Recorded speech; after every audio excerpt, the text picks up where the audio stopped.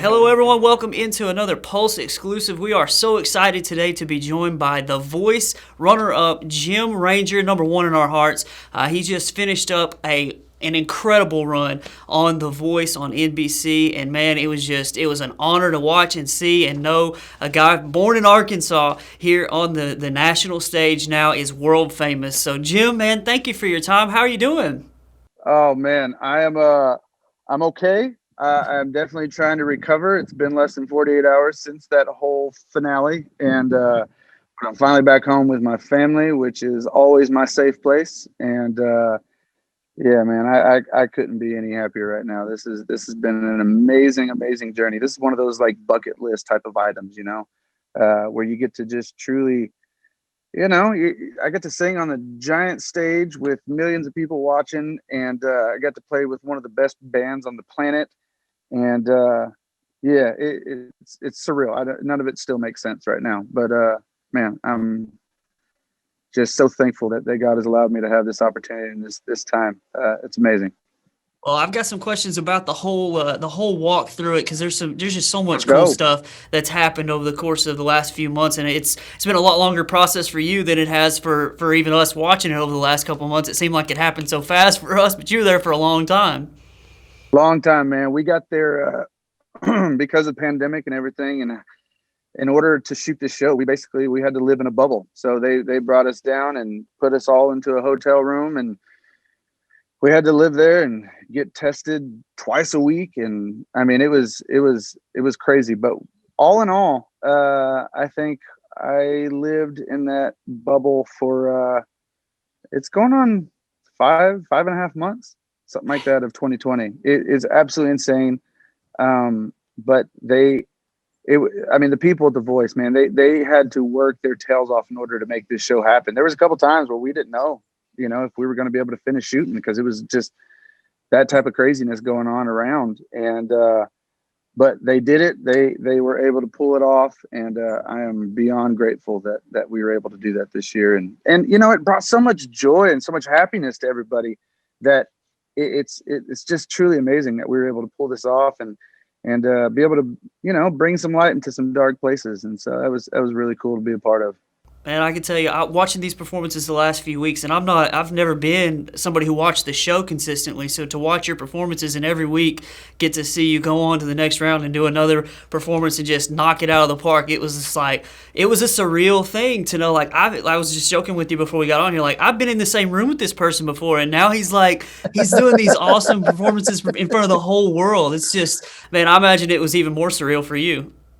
Oh, it truly has been unbelievable. And the whole time, you the good news is it's still doing music, right? I've been doing this pretty consistently since I was about 15, 16 years old.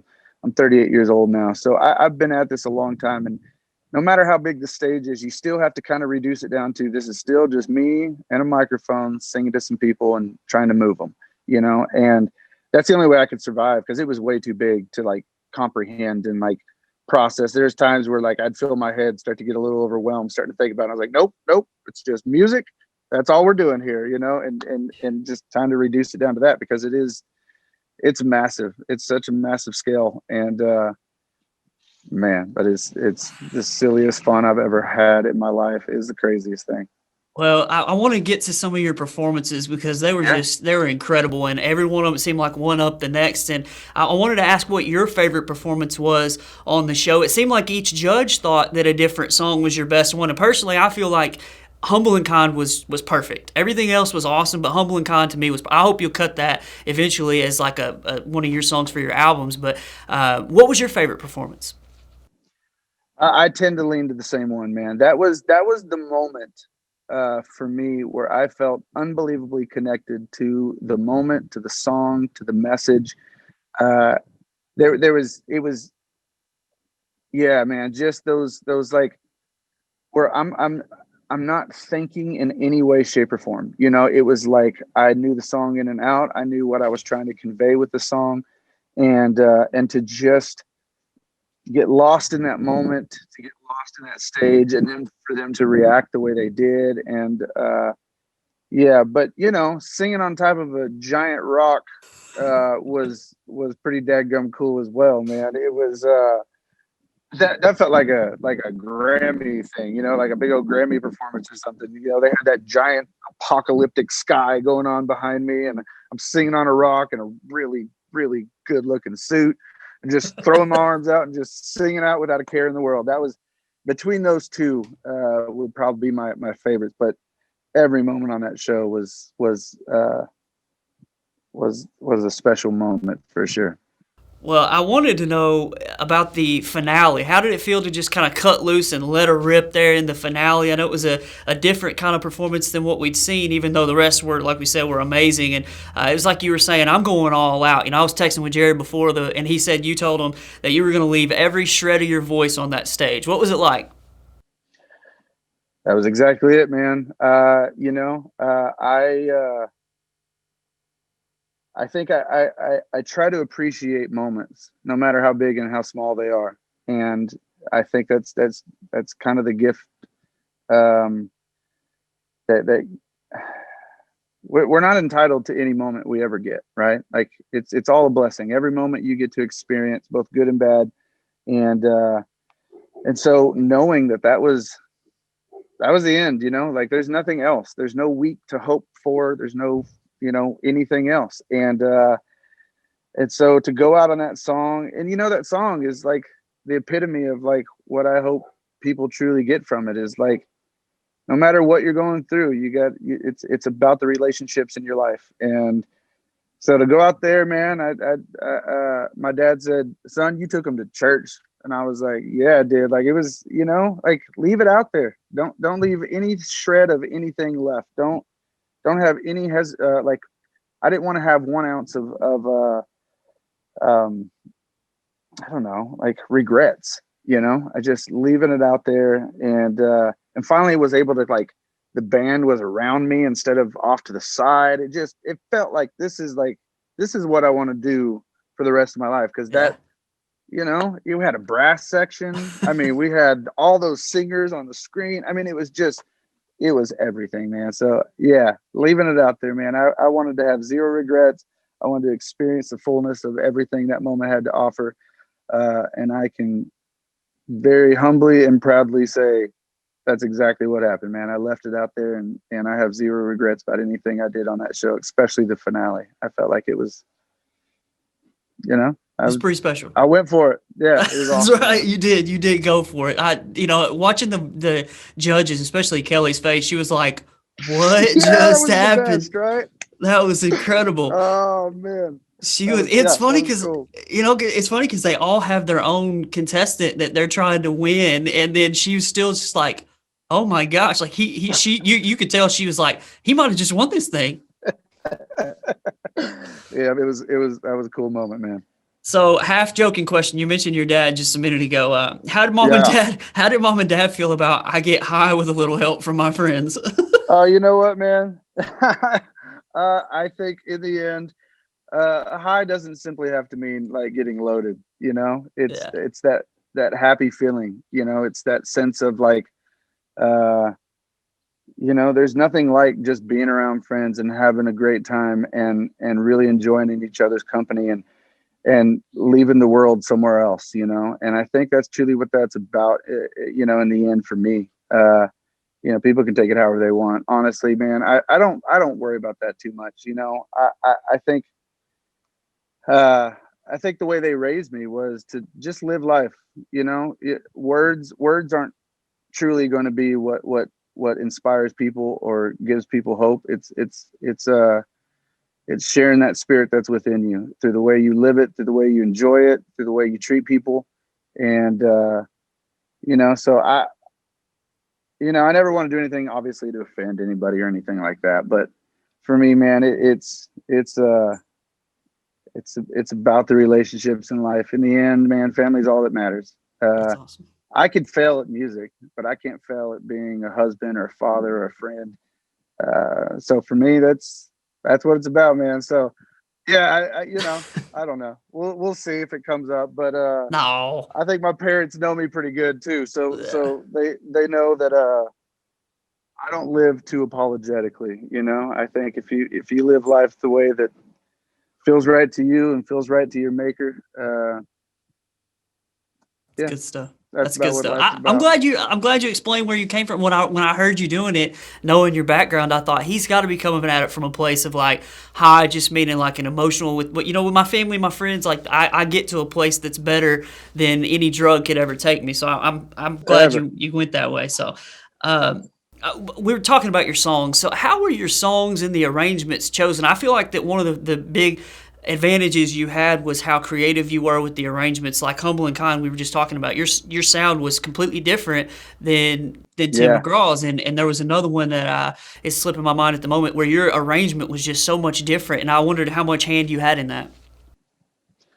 A lot, yeah. So, it's a process picking out the songs. It has to be cleared and approved and all the different stuff. So it's not just me. I'm doing this song. It's a collaboration. Which is here's the deal. Like the people I'm working with, these are like industry standard people, right? Like these are like the top of the top. Obviously Blake, but also the music department and the band and all the different stuff. So we were able to kind of discuss each part of it and what we were trying to accomplish, what we were wanting to feel. And but then once the song is picked, yeah, I got a lot of free reign there, man. And I got this world class band that I can just kind of say whatever I want to them, and they're just like, "Yep, we can do that." And so part of it for me was I wanted to take each song, and I always want to pay homage to whoever the songwriter is. I'm not looking to like butcher their song and cut it up, but I also have to make it me, and it has to feel genuine. It has to feel honest. It has to feel like I wrote the song. And so for each part of that, that's kind of the two things that I was looking at anytime I'm arranging a song that's not mine.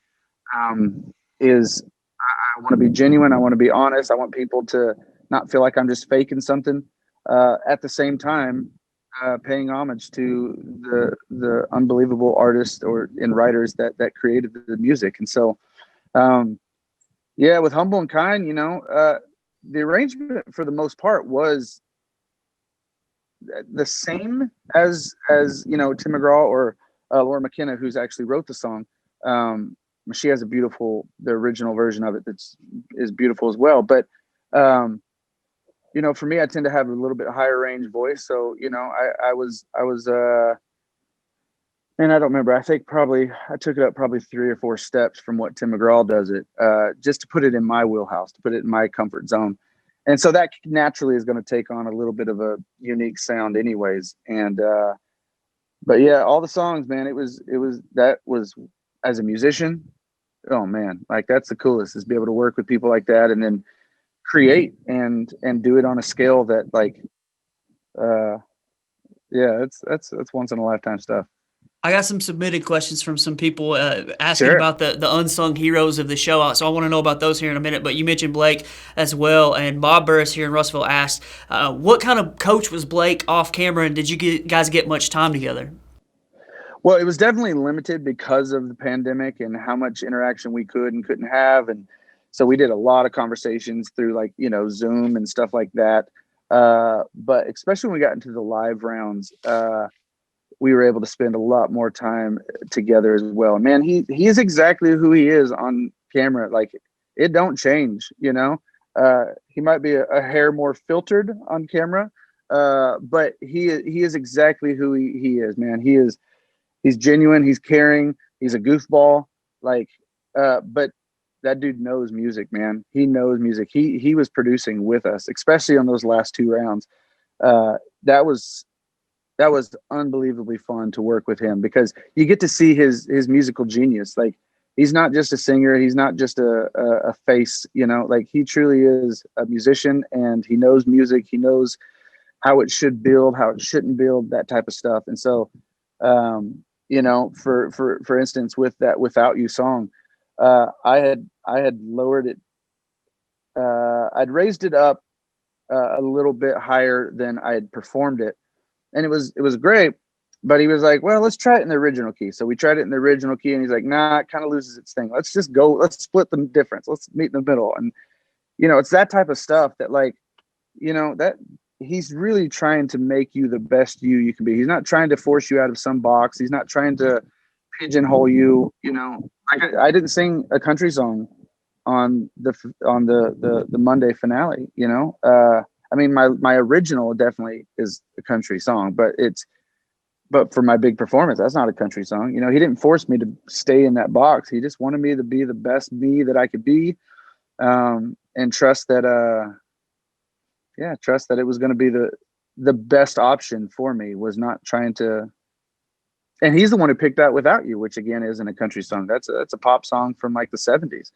You know, that was his decision. Actually, he we had a lot of decisions going on, and a lot of options that we were thinking about for that song. And uh, he was like, "Man, I can't get this song out of my head. I feel like you would crush it." And like I said, I love that song. So it was like, yeah, let's do that, man. You just went ahead and did that. You just did crush it, huh?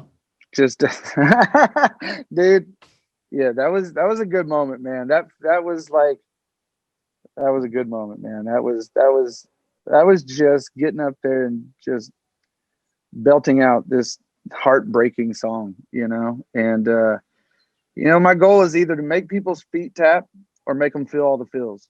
And that was one of those, make them feel the feels, you know. Yeah, well, I do know because I was sitting in my office listening to that and Humble and Kind the next day, and I'm glad there was nobody around me because it was, yeah, it was one of those, especially Humble and Kind, man. I got a little boy, and it was just like, Yep. that's Yep. exactly what you said in the post. I was just, yeah, it hit me, man. Tears fell. I'm not gonna lie. Hey, man, that was the other thing too. People's like, were you worried about crying on camera? I was like, man, I couldn't care less, you know. Again, I'm kind of like, I'm 38 now. Like, I can't care how cool I look now. I'm 38. You can't be cool at 38, but you can be you, and you can just kind of own it, you know. But when I'm talking about my boys and my daughter, my family, no, man, it they're my world. So they should make my heart jump, you know. Absolutely. I want to talk about your family here in just a minute, but just to stay with the unsung heroes, Wes Don Maurice asks, who are some of the people who kind of deserve, they're off the camera and they're behind the scenes, but they're the unsung heroes who make the show go. Who are some of those people who deserve a shout out? That's an impossible list. Literally, there's hundreds of people that make that show happen. And again, everything you see, like from the stylist, that making me look somewhat presentable, to the world, to all these people behind the cameras and the people that make sure you know exactly where to be and when to be. That is an unbelievably long list, but I think the beauty of that though is they actually couldn't care less about uh, being known. It's a team that makes that happen. That's why I love. I mean, seriously, that show is unbelievably fun to work on, and it has this family feel good feeling the entire way through it. It's a lot of pressure, and especially like how much adjusting that had to happen because of all the different guidelines and things due to COVID that we had to go through, and they were constantly having to adjust and figure out new plans because, well, that isn't going to work because that breaks protocol and different things like that. So it's a lot of work, but man, the attitudes around there it's such a pleasant vibe to be a part of. That it's truly about making the product the best it can be so that America can just really enjoy themselves and have a feel good night on Monday and Tuesday nights, and it was so cool to be a part of. So you got to see, you mentioned the hundreds of people who make it happen. You got to see a lot of stuff in the business aspect of this all. So what did you learn about yourself and about the business while on the show? I Man, I don't know if I quite have an answer for that completely, just because I'm only 48 hours removed from it. But I haven't had a chance to process everything a whole lot. But I think for me, it's this, for the personal side of it. It's learning to trust my gut. All the way through this thing, I would obviously there's so much pressure to pick the right thing and pick the right song and whatever it may be, and for me it was trusting my gut, trusting that the experience I've had in life and the things that God has brought me through, uh, prepared me for this moment, and to trust that. And for me, I walked away from there having this confirmation that exactly who I am is exactly who I need to be. As simple as that sounds, like just constantly be myself. Don't try to adjust to fit some mold or some expectation or whatever it may be. Just be in it. Trust that God made me who I'm supposed to be, and Pastor Phil isn't really what I'm shooting for. It's about attempting and being bold and there's an old saying that my papa used to say, "Don't grow above your raisin." Like that's kind of it. Just I know it sounds simple, but I mean I think that's the heart of it. As far as the business side, uh, it's business, man, and everybody's there is professional, and I think that's part of it is be a professional. Don't feel entitled to anything, but also like be ready for whatever is called. If you got to learn songs, if you got to get up at 5 a.m. in the morning and do interviews, if you got to whatever it is, like don't moan and groan about it. Just it's part of the business, and that's part of what you got to do. And so I think be a grown up and do your work. And I think that's with anything, right? It pays off. You do the work and be yourself, and those two things, more times than not, it's going to work out. That's awesome. So I know it's just like you said, 48 hours removed, but have you heard from anyone exciting or had any doors kind of open throughout this process? Where do you think you go from here? Yeah, there's a lot of open dialogue happening right now, and I'm not quite sure where that is yet. But I think the coolest one is the big old cowboy Blake texted me yesterday and just checking on me and seeing if I got home all right, and asking me kind of what my next steps are and how he can help me navigate that. Is really awesome, man. And but I got to he compared me, one of my favorite country singers from back in the 80s and 90s was a guy by the name of John Barry, which he brought up. And I got a phone call from John Barry, and he called me up just to tell me how much he was honored that his name was brought up with mine, and he just really loved what I was doing. It was so sweet. I mean, he just telling me stories about the old days, and he has a lot of connections with me here with Bakersfield. Him and Buck Owens went back a long ways, and he played at the Crystal Palace, which is Buck's place here, a whole bunch of times, and so he just telling me it was awesome. It was, I mean, just one of the coolest things, yeah, ever. It was awesome. That's incredible. So I got two more quick questions here for you. First, you see your wife and your family for the first time in however long the other day. What were you feeling? Oh, just sheer excitement, man. It was honestly, man, it was like I was nervous. Like, Yeah. how weird is that to be nervous to see your wife and kids? It was Are they like going to look I had different? that. Oh yeah, like the fluttery feelings, like a first date type of thing. That's kind of how it felt, man. It was so sweet. It was lovely. And then I get home. So my wife came and picked me up. My kids had school still, so they were doing school, and I was only about I only live about an hour and a half away. Um, and so she came and picked me up, and that was awesome to see her. And then coming home with the kids, and they're just, my 15-year-old, who's my other two, they're very affectionate. They'll just cuddle with me. My 15-year-old, he's not very cuddly, right? And he actually hugged me for longer than like 5 seconds. I don't know if that's ever happened. And it was spectacular, man. We just sat up all night and just talked and showed some pictures of what all we're going through. And yeah, it was that was the best feeling that I've had this entire time. And we talked about it. I had some really great moments, but my favorite moment was coming home yesterday. That was awesome. It sounds like an awesome time. And finally, I try to ask this kind of coaches when I talk to them about their season and what they expect. And this is a deep philosophical question you may or may not be able to answer very carefully right now. But your career will be deemed a success by you if fill in the blank. Um, yeah, here's the problem. I don't know if you got enough time on your hands for me to answer that.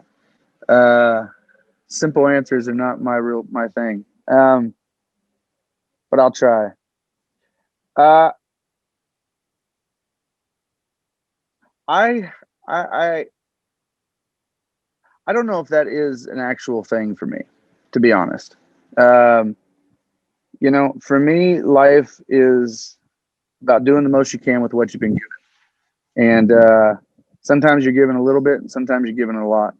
But for me, it's a success if you feel like you did the most you could with what you had been given for any particular time in your life.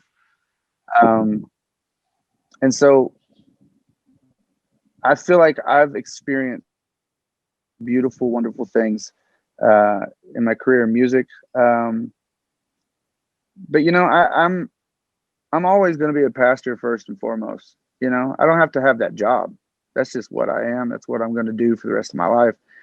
And I'm not a musician who happens to be a pastor. I'm a pastor who happens to be a musician. And for me, it's you know, I think as long as people find a little bit more hope and joy whenever they come in contact with me than they had before they met me, that is the success. And anything else, this is all just icing on the cake, man. Anytime I get to sing and perform and like I said, man, that whole experience was bucket list items. Like that's just I got to play make believe with multi-million dollar budget. That's what I got to just do.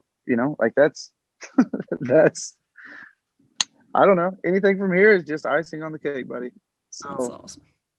I don't know if any of that makes sense to you, but No, that's good stuff, man. That's good stuff. So you guys can follow him on Twitter, on Instagram, on Facebook. You can follow his career at Jim Ranger or Jim Ranger Music, depending on which one of those platforms you're looking for. If people want to buy your music, they want to buy some of your older albums. I've got the Remember album from back in the day, and nice. yeah, we've got some albums out there on Amazon and some other places that people can check out. I saw that you were number 44 on the chart, so with Last, How yeah, about somebody that? somebody posted that just a little bit ago on social media. So if people Yeah. want to do that, where can they get a hold of it? Yeah, any of the platforms, any of the online platforms, and then if you're wanting a hard copy, yeah, Amazon, CD Baby, and I know there's quite a bit of different places that you can get it, and most of that information you're going to be able to find on my Facebook, the music page, um, and yeah, but all the platforms, man, it's on Apple, it's on Spotify, it's on all of them, so. Um, Yeah, now there's a ton of stuff on YouTube as well. So YouTube Music, I know it's a newer platform. They have a lot of stuff on there as well. Well, man, we appreciate your time. Sorry to keep you so long. We appreciate all the, Nah, the man, it's information you fun. gave us. This is good stuff, and we hope to visit with you again soon. And we'll say we got in there a little earlier than when you get world famous #1 on the There charts. you go. We'll get a There you good go. interview again with you sometime soon, man. We appreciate your time. Thank you so much. Hey, thanks, brother. This has been a blast. Good stuff. That's Jim Ranger, the voice runner up, #1, as we mentioned, in our hearts. And he did a great job, and we're looking forward to seeing where the road takes him. So thank you guys for watching. We'll see you again next time on The Pulse.